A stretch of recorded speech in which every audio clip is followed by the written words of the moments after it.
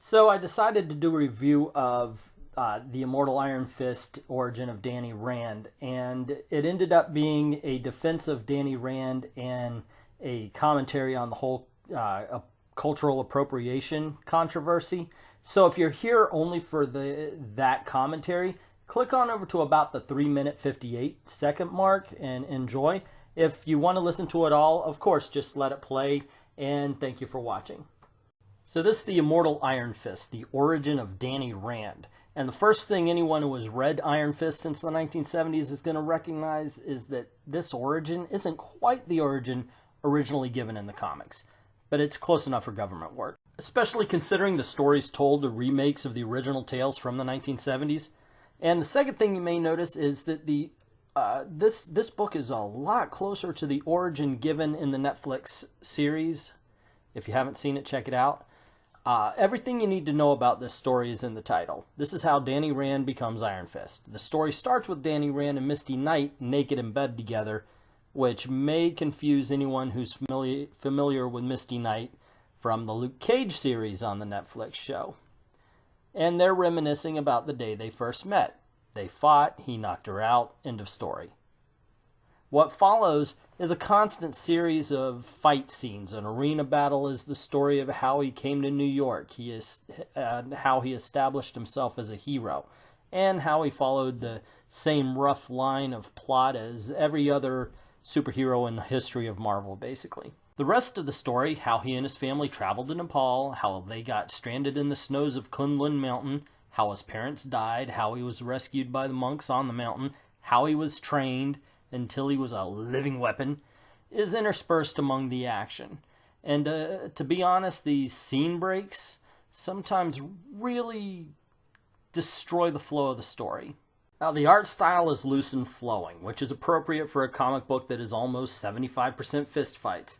But there's also an imprecise messiness about the art, which kind of pulled me from the immersion of the story.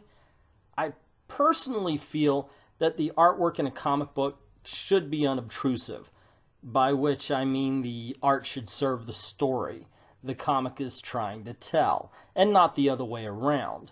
This is a lesson that a lot of modern-day artists have yet to learn. Now, the plot is pretty basic. As I said, anyone who's already familiar with the comics from the 70s, they're going to see what's coming a mile away. What is most interesting is the dialogue and the way it is used. First, there's not much of it. Most of the story is told in second-person narrative, wherein the narrator is talking to Danny Rand directly, as if he's reminding him of everything he's been through. It's an interesting literary trick, but I'm not sure that it was the correct choice for the story.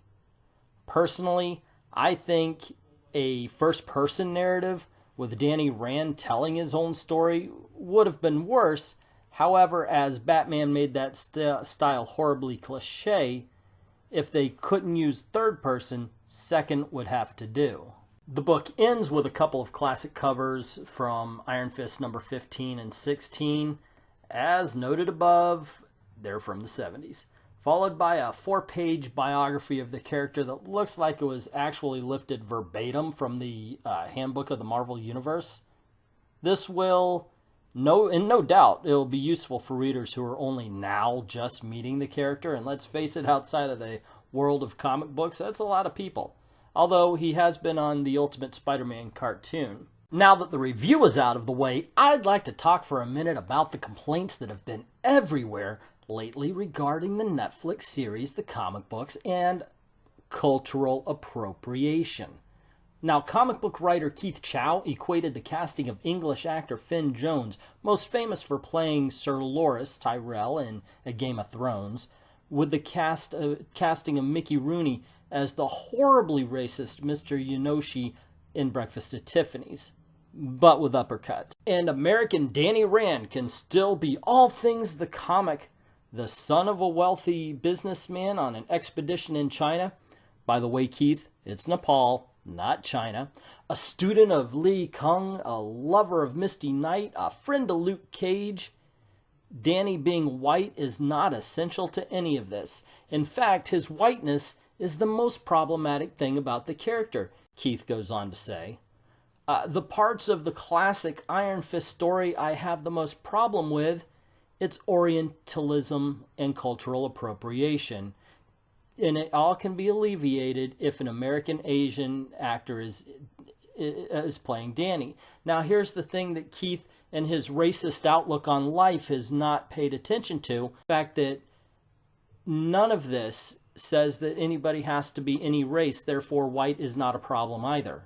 And that is why anybody who makes this argument, that's where they lose me every single time. Simply put, cultural appropriation is supposedly the use of an aspect from someone else's culture, clothing, music, dress, even hairstyles, without permission of that culture. For the record, it's fucking nonsense.